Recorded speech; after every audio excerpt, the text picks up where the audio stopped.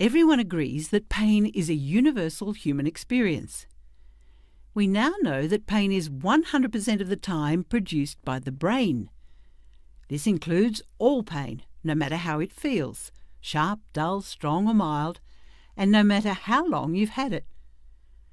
You might have had it for a few weeks or months. This is called acute pain, and it's common with tissue damage, say from a back injury or ankle sprain. And generally, you'll be encouraged to stay active and gradually get back to doing all your normal things, including work. Or you might have had it for 3 months or more, and this pain is generally called persistent or chronic, because in this type of pain, tissue damage is not the main issue. What's less clear, though, is when you're told you have chronic pain, is knowing what's best to do about it. Well, in Australia, chronic pain is a really big problem. In fact, 1 in 5 people have it. Having a brain that keeps on producing pain, even after the body tissues are restored and out of danger, is no fun. Some people say it still feels like they must have something wrong. But that's just it. Once anything dangerous is ruled out, health professionals can explain that most things in the body are healed, as well as they can be by 3 to 6 months.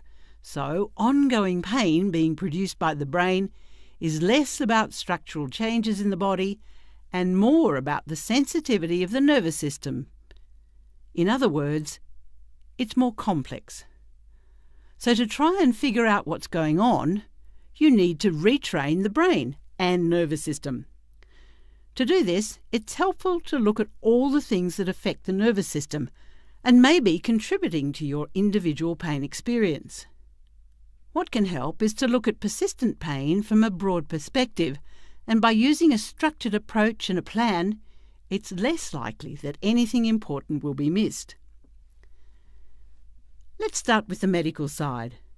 Firstly, taking medication can help, but only to a limited extent.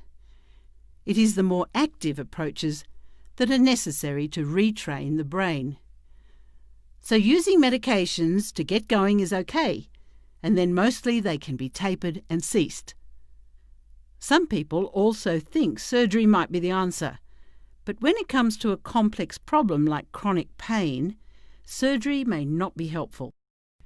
So if you're thinking of surgery, it's best to get a second opinion and remember to consider all the things. Next, it is helpful to consider how your thoughts and emotions are affecting your nervous system. Pain really impacts on people's lives, and this can have a big effect on your mood and stress levels. All those thoughts and beliefs are brain impulses too, but you can learn ways to reduce stress and wind down the nervous system.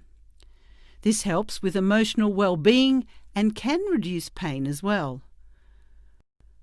The third area to consider is the role of diet and lifestyle. Now, it turns out that our modern lifestyle might not be so good for us. In fact, what we eat and how we live may really be contributing to a sensitized nervous system. Looking at all the things like smoking, nutrition, alcohol, and activity levels, and seeing if there are any issues is a good beginning, and these things can go on your plan. Then there's often enormous value in exploring the deeper meaning of pain and the surrounding personal story.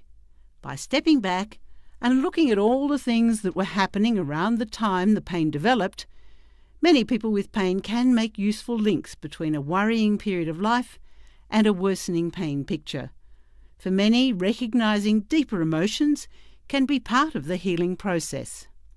Last, but by no means least, is physical activity and function.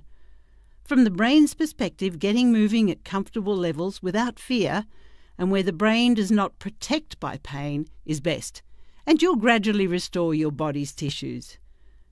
So, to sum up pain, it comes from the brain and it can be retrained, and when looked at from a whole person or broad perspective, gives you a lot of opportunities to begin.